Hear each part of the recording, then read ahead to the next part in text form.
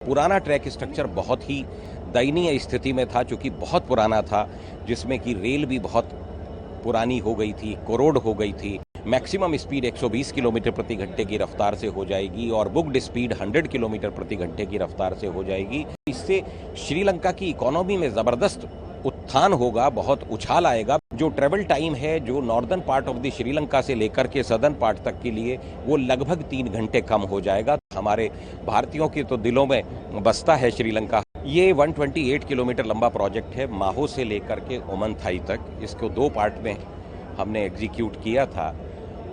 अनुराधापुरम से ओमनथाई, जो कि 63 किलोमीटर लंबा प्रोजेक्ट है, इसके ट्रैक अपग्रेडेशन का काम हमने जनवरी 23 में शुरू किया था और जुलाई 23 में हमने इसको ख़त्म कर दिया था।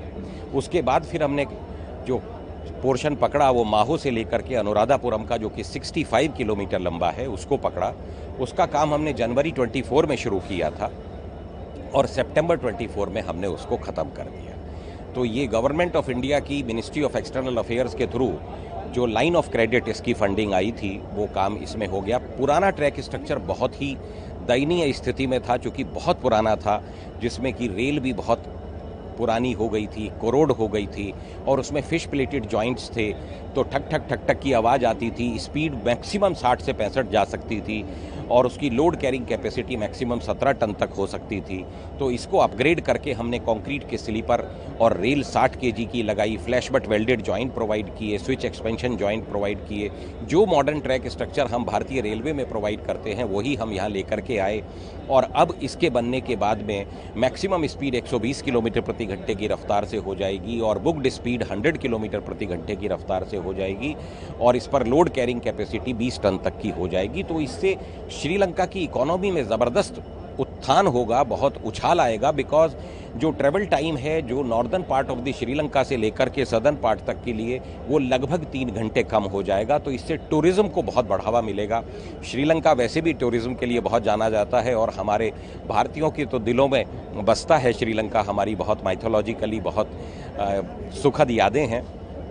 सो इससे श्रीलंका की पब्लिक का बहुत फ़ायदा होना है, उनकी जनरल वेलबींग बहुत अच्छी हो जाएगी। इरकॉन अब इंडिया श्रीलंका रिश्तों में एक जोड़ बन रहा है, ब्रिज बन रहा है। इरकॉन एक बहुत बड़ा पार्ट भी बन रहा है जी। आप इरकॉन यहाँ 2009 से है, आपको जानकर खुशी होगी। और northern portion of the Sri Lanka में जो ट्रैक हमने नया भी डाला और कुछ को अपग्रेड पहले किया था।